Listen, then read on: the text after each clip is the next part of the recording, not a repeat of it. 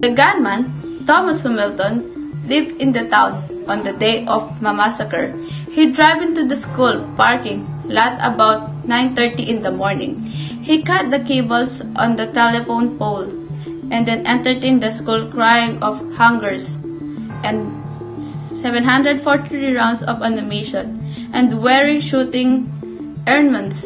He fired a couple shots of as he made his way to the school gym, where teacher Gwen Mayer has take her 29 preliminary enrollment to the American kindergarten student for their physical education classes.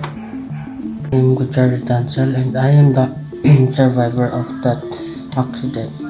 I saw Hamilton enter the gym and immediately obeyed the fire, warning physical education teacher Ellen Harold and teaching us that Mary Blake and injuring and killing several children. Harold and Blake took shelter inside the cupboard in the gym, bringing many children with them as they could, as Hamilton continued his full sight. When an adult and an older student tried to lock inside the gym to find out what was going on, Hamilton fired toward them and left the gym, firing toward the library, clock ward, and into a mobile classroom, where the students by the four at their teacher's instruction. This is Thomas Hamilton, the gunman who killed 16 young children. Dunblane School Massacre, event on March 13, 1996, in which a gunman invaded a primary school in the small Scottish town of Dunblane and shot to death 16 young children and their teacher before turning a gun on himself. From ITN News at 10 with Trevor McDonald. The class that died, massacred by a crazed gunman. Parents in anguish as the grim news spread. The killer was a local man with a known grudge. Tonight, a traumatized community is changed forever.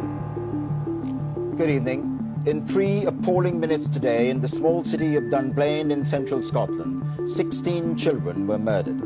A former scout leader with a grudge walked into their primary school gymnasium with 4 handguns and, without warning, opened fire. The children who died were all 5- and 6-year-olds.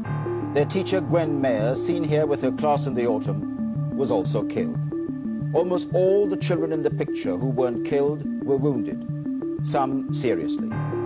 The killer, Thomas Hamilton, finally shot himself dead. He was known to the authorities as an unstable loner, and schools had been warned not to let him onto their premises. ITN and Scottish television camera crews went to Dunblane just after the massacre and had been there all day. Colin Baker has the full story. The school lights burn bright tonight.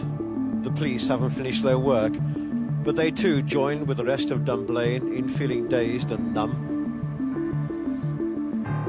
After the sound of gunfire, confusion and bewilderment, and the anxiety of waiting for news.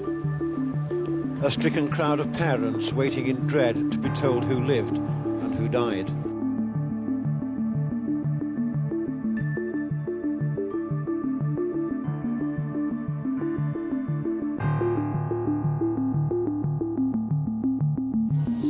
I felt sorry and sad for the children who died immediately and for the mothers they left immediately, because they were too young to experience those things that were done to them so brutally. I deeply sympathize with the mothers who lost their children and rest in peace with the children who died.